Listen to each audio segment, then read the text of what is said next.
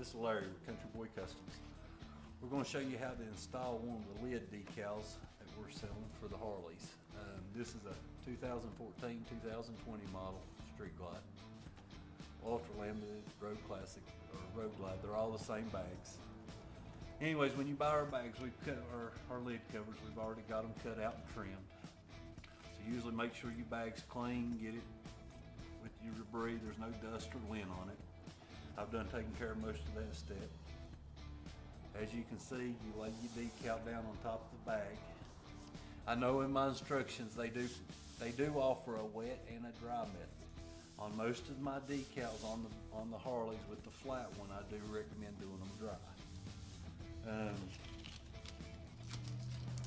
It just helps some of the finer details to stick, and it just gives it a little bit better of a finish. You can use the wet decal or the wet installation method on this decal.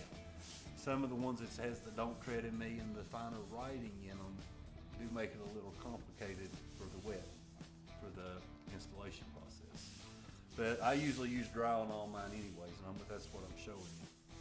But after you get the decal laid down and you get it formed to where you want it on the bag, I'm gonna slide this one just a fuzz.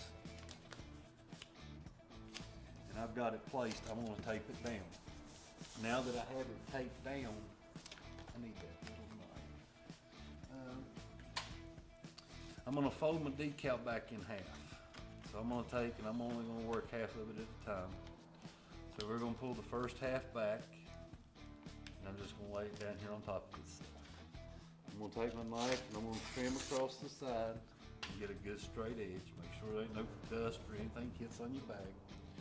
Now I'm gonna pick my decal up and I'm just gonna hold it. Now I'm gonna slightly start with like about a half an inch, and I'm gonna go back and forth.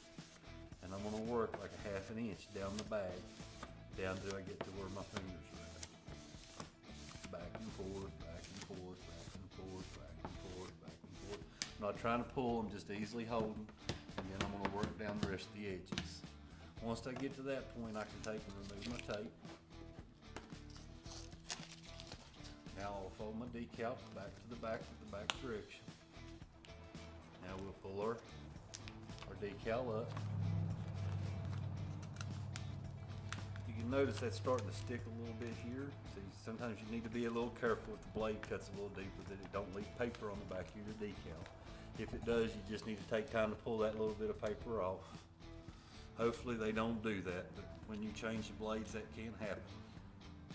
So now we're going to take our decal and we're going to hold it up, and we're going to start with the same little half an inch process coming up the decal.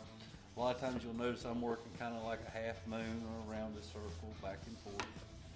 But you just kind of easily, lightly, just lay the decal down and let it work itself down.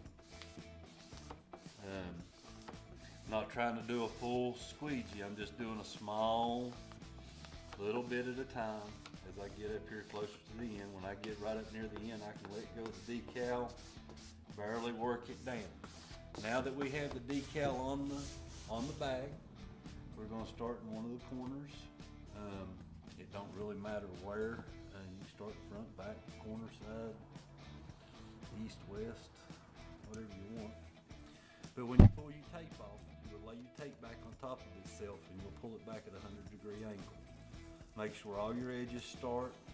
Once they start, you can kind of just make sure you keep gently pulling your decal back on a 100-degree angle. Keep coming back till you get off on the end, and now you have a freshly laid decal on your lid. Thanks, guys.